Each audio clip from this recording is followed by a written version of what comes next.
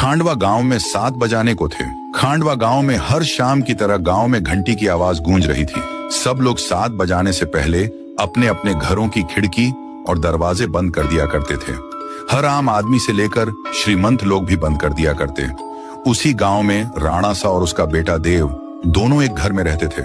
राणा सा अपने बेटे देव को बोलते हैं, बेटा देव जल्दी जाके सारे खिड़की दरवाजे बंद करो, 7 बजने वाले हैं।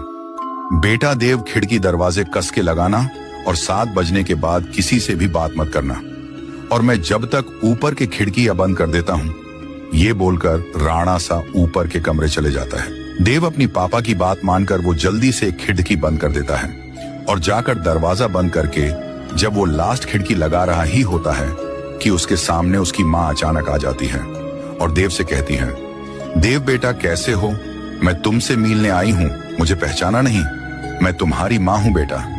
उतने में देव हिचकिचाते हुए कहा, मम्मी तुम यहाँ कैसे?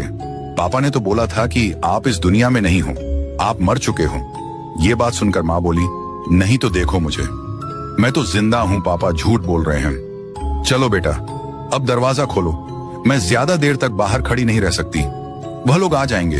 फिर देव बोला, हाँ हाँ मम्मी मैं अभी दरवाजा खोलता हूँ। ये कहकर देव ने जाके दरवाजा खोल दिया। दरवाजा खुलने के बाद मम्मी अंदर आने लगी। दूसरी तरफ राणा सा नीचे आ गया। आते से ही उसने मम्मी को आते देख जल्दी दरवाजा बंद कर दिया और एक बाजू की खिड़की सब बंद करने के बाद राणा सा देव के पीछे गुस्से से आवाज लगाई। देव पीछे मुड़ा। राणा सा उसे फिर गुस्से से बोला, तुमने दरवाजा क्यों खोला? मैं मना किया था ना। फिर देव बोला, पर पापा बाहर मम्मी खड़ी थी। राणा सा बोला, शांत हो जाओ मैन, कहाँ था ना तुम्हारी, मम्मी मर चुकी है, मैं तुम्हें बाद में सब बता दूंगा, अब चुपचाप ऊपर जाकर सो जाओ। फिर देव तेजी से ऊपर सोने के लिए चला गया। देव अपने कमरे में आकर बिस्तर पर करवटें लेकर सो रहा था। देव को अपनी माँ की याद सताती गई। उसके मन में कई सवाले घूम रहे थे और जब सुबह हुई तो राणा सा देव को लेकर कहीं तो ले जाने लगा।